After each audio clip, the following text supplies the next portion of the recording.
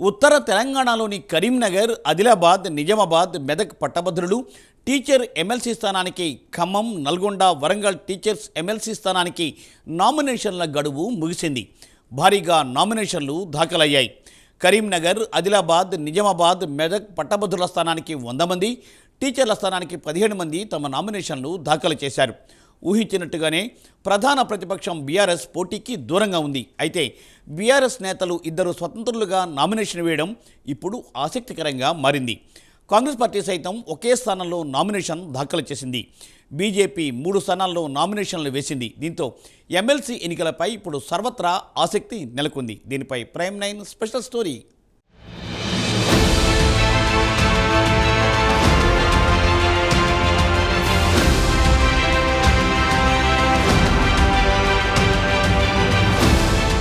Telangana MLC ఎన్నికల నామినేషన్ల ప్రక్రియ ముగిసింది.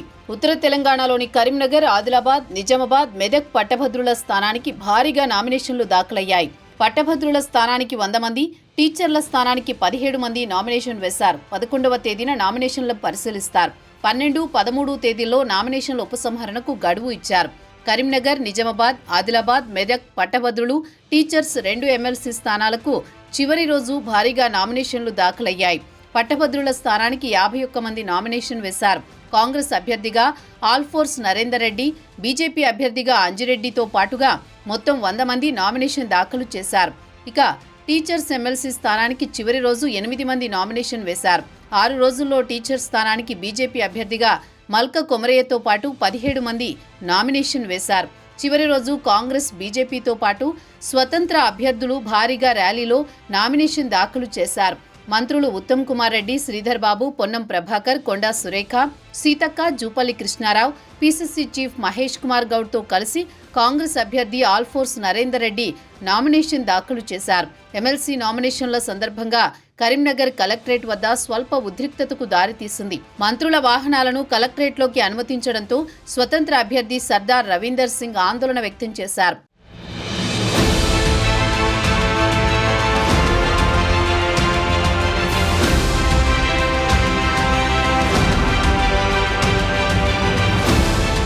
అదే క్రమంలో బీజేపీ టీచర్స్ అభ్యర్థి మల్క కొమరయ్య సైతం భారీ ర్యాలీతో నామినేషన్ వేశారు.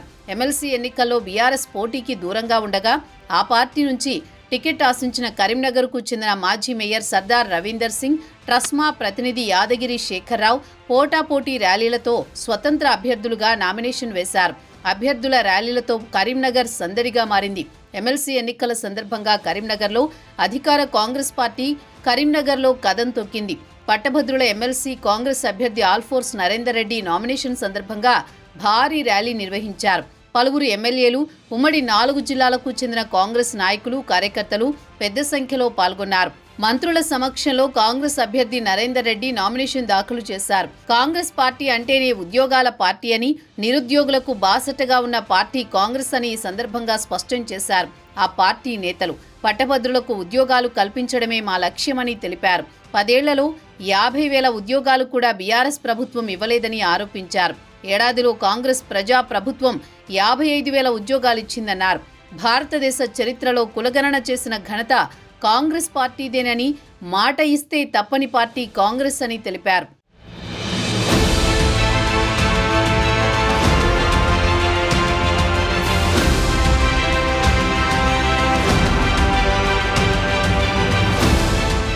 మరోవైపు అధికారంలో ఉన్నప్పటికీ కేవలం కరీంనగర్, ఆదిలాబాద్, నిజామాబాద్, మెదక్ గ్రాడ్యుయేట్ స్థానంలో మాత్రమే పోటీ చేస్తున్న కాంగ్రెస్పై సర్వత్రా ఆశ్చర్యం వ్యక్తమవుతోంది. పోటీ చేస్తున్న ఆ ఒక్క స్థానం కూడా గతంలో కాంగ్రెస్ గెలుచుకున్నదే. మళ్లీ ఆ స్థానాన్ని కాపాడుకోవడం కోసం నానా తంటాలు పడుతోంది. అదే నియోజకవర్గం నుంచి టీచర్స్ ఎమ్మెల్సీ స్థానానికి కాంగ్రెస్ పోటీ పడడం లేదు.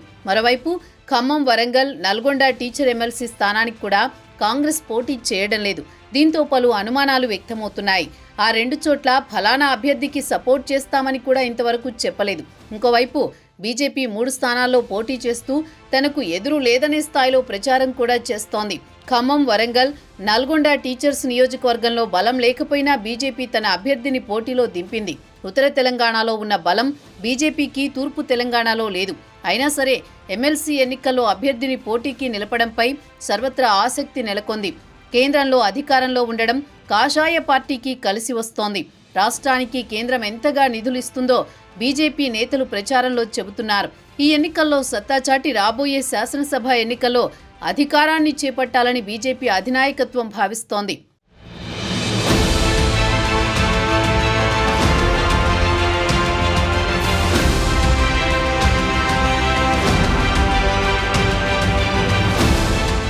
మరోవైపు 10 ఏళ్లు నూతనంగా ఏర్పడిన తెలంగాణ రాష్ట్రాన్ని ఏలిన బీఆర్ఎస్ పార్టీ ఈసారి ఎమ్మెల్సీ ఎన్నికల్లో పాల్గొనడం లేదు.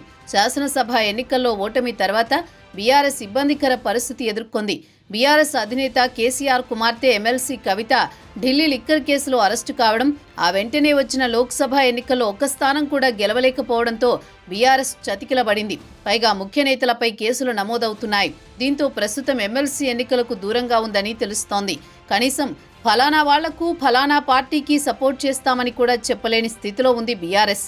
ఈ పరిణామాల మధ్య బీజేపీ ప్రచారంలో దూసుకుపోతోంది.